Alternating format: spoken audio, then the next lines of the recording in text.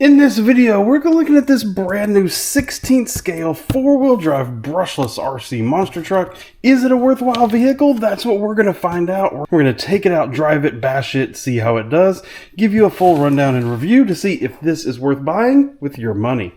Let's get started by getting it out of the box.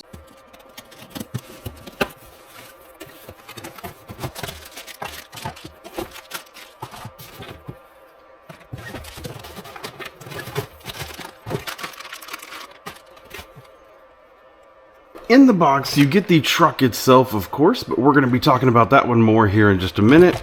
We do get a whole separate set of tires. These are paddle tires, and they look pretty cool. So, nice paddle, so if you get into sand, if you get into any kind of snow or something like that, that's where this can really come in fun. So it's really fun that they provide those and you don't have to buy those separately. You get a fairly basic controller here.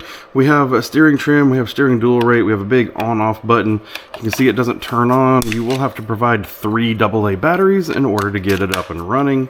It has a channel 3 switch here. It also has a high, medium, low, so we're gonna have to check in on the manual to see what that says. Normal steering, normal proportional throttle. Good size, you can see versus my hand, it feels nice and comfortable. I think my kids would probably be happy with it. I'd be happy with it, no complaints.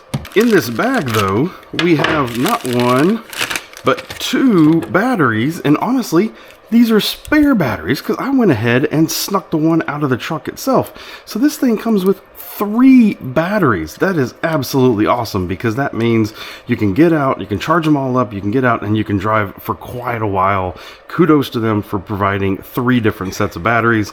These are lithium ion batteries, 1500 milliamp 2-cell batteries. I do like the fact that they use a standard Dean's plug or T plug along with a balance port, which means even though they provide you with the chargers in here, these are the standard USB chargers that they provide. These work, but they're very, very slow. The good news with these plugs on here, though, is you can get any kind of upgraded hobby-grade charger and charge these dramatically faster. This probably charges in an hour or 2, whereas you can really charge these in probably like 15 minutes with a hobby-grade charger. So I'll leave a link down as to a recommended charger that I use down in the video description. It's something that would be a good upgrade for this truck. We have an instruction manual, beginner introduction to the vehicle itself. In the instruction manual, it looks like multi-language. Gives you some details on how to operate the car, assembly diagrams, exploded views, part numbers, and how they go together in the vehicle. So if you ever have any kind of issues, you can actually come back here, you can see how the vehicle's put together, and you can see the part numbers that you may need in order to get it up and running. This is always a really, really good piece. Also included in this bag, it looks like maybe a spare front bumper support, a cross wrench, it's good for getting your wheels on and off, a little Phillips screwdriver, and then some stuff just fell out here. So we have, it looks like spring clips, looks like body clips, additional body clips. Those are easy to lose. A couple screws here, and I see this wheelie bar. I'm guessing those screws are going to help us attach the wheelie bar and the wing that has not been installed yet. We're going to go ahead and install the wing.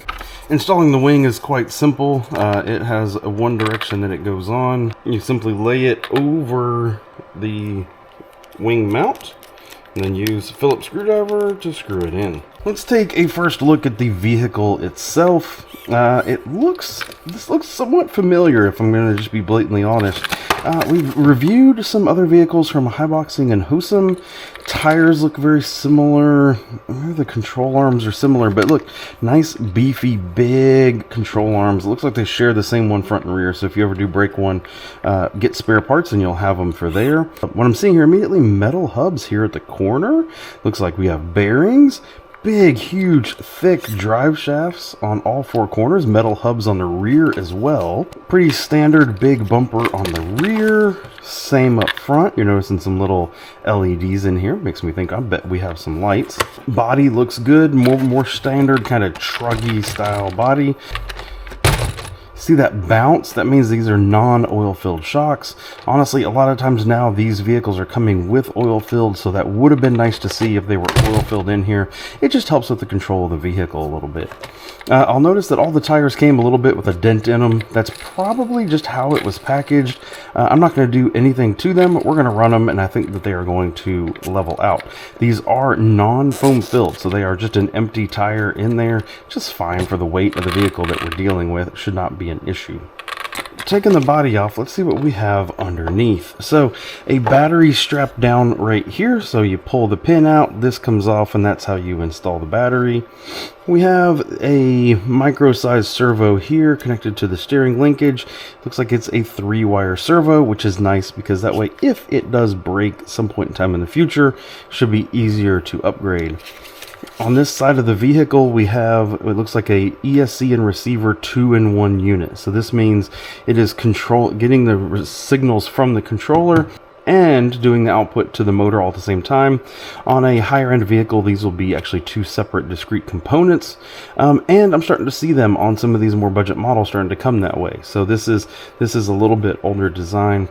We have this, it feels metal, looks like it might be aluminum center support brace right here. That should help with durability. Usually if you have something like that, plus this tub style chassis at the bottom, means this core chassis is going to be very, very durable. I see some wires coming up here to those LEDs, so again, that makes me think we're going to be able to turn those on here in a minute. According to the information about the vehicle, it is all metal gears, all metal driveline, ball bearings throughout, so that is really great. Really great to see. You should have 0 durability issues from the driveline. Let's go ahead and get this battery in and fire it up. With the batteries in the controller, I'm going to go ahead and turn this on. You always turn the controller on before you turn the vehicle on. That way, as soon as it comes in, it will not have any kind of stray signals or want to run away. Plug this in, plug the battery in, and then we're going to hold this. Made a little sound. Oh, we have lights. We have steering. There you go. That's nice and fast. Now, according to the manual, we have this channel 3 button right here on the controller. Pushing it changes the different light settings, so you can have them on, slow flash, fast flash, or off. This switch over here is high, medium, low. It's not necessarily gears, it's just a power output from the ESC. So that's the low. Medium, a little bit faster. And then high is all the way up there. So we'll be driving it in the high, of course.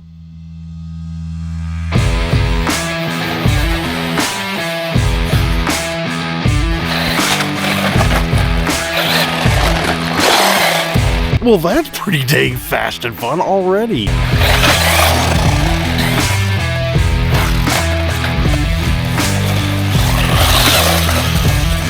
One of the things people always want to know, hey, I'm going to be driving it in my yard, kids are going to be driving in my yard, that kind of thing. Does it go in grass? Now, honestly, my grass is kind of dead. It's winter time right now, so it's kind of low, kind of dead.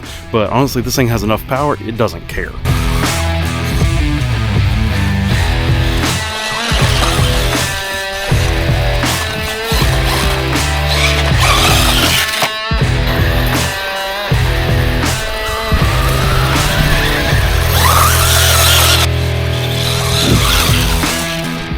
So it does good, it's nice and fast, it drives good. Let's see how it jumps.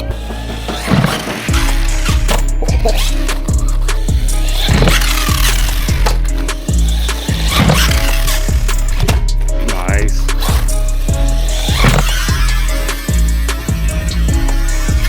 Backflip. Oh man, it did a beautiful backflip.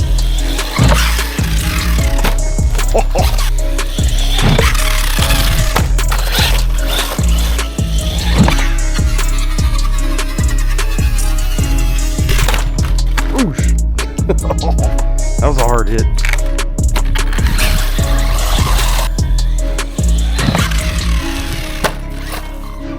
So I do note it has this odd thing where if it has a heavy front impact, it like recycles the power on the ESC real quick. You hear it boop boop boop, you hear the music of it reconnecting, but it's only when it has like a front heavy impact. If I land flat, it's fine, but if I land kind of on the nose, it takes a second to reset. It's kind of odd. Not a big deal, I don't think. So far, it hasn't impacted drivability, but just something to note, kind of unusual.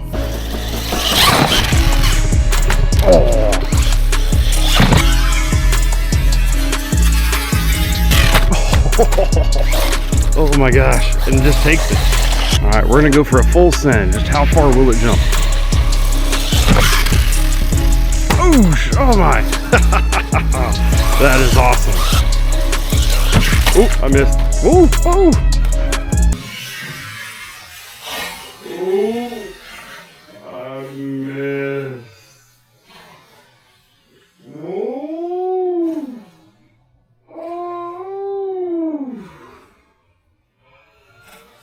This is what's magical about these little small vehicles, is they don't weigh enough. They don't get broken.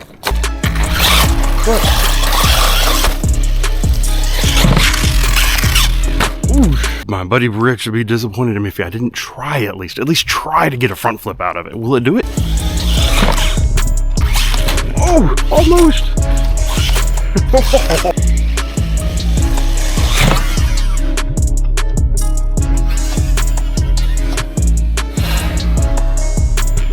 Oh, that was right on the front. That was a nasty crash. And look, completely has taken it.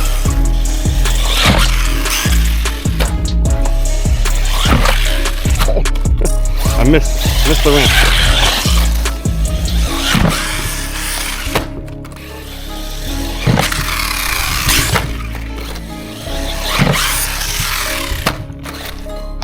There it goes.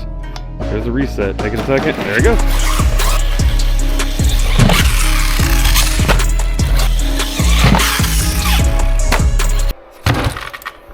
All right, back from the test drive.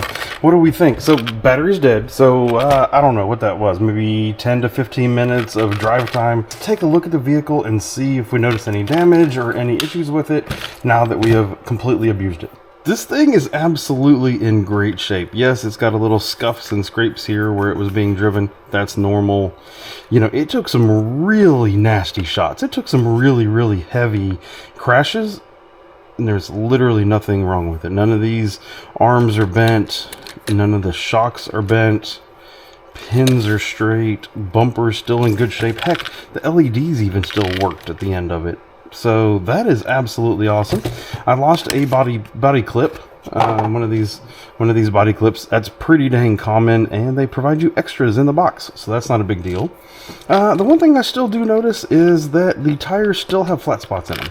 So I took the wheel off to see about these little itty bitty holes in there. I don't know if you can even see it, but little itty bitty holes in the wheels. Those are vent holes. That should allow air to come and go from the tire. I am guessing that just as this truck was packaged up, it had stuff pushing on all four wheels, and you know, hot shipping containers and stuff like that. It kind of deformed it.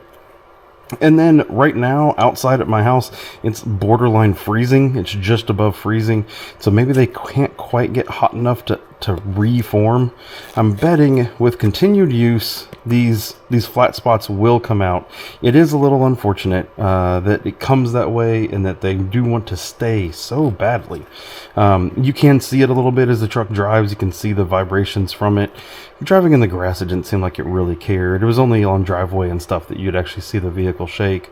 They've come out some compared to when we started, but yeah, I mean, that kind of sucks. I think maybe there was just bad luck, and I think if I could continue to drive it, it'd probably be okay. Final thoughts on this truck. Honestly, it was fast. It was fast enough to be enjoyable. It was super durable, very easy to drive. Honestly, really, really happy with this truck. And when I picked it up, it was $149.99 on Amazon with a $20 discount.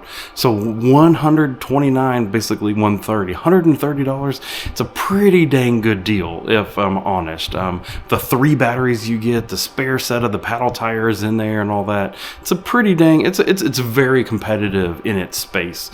And speaking of which, there's a lot of other vehicles out there in that kind of price point. I have a whole playlist of those different vehicles that I reviewed, and that'll pop up right over here to your right. So if you're curious in checking out any of those others, hit that button right over there, and I'll see you in one of those videos. Thank you, and goodbye.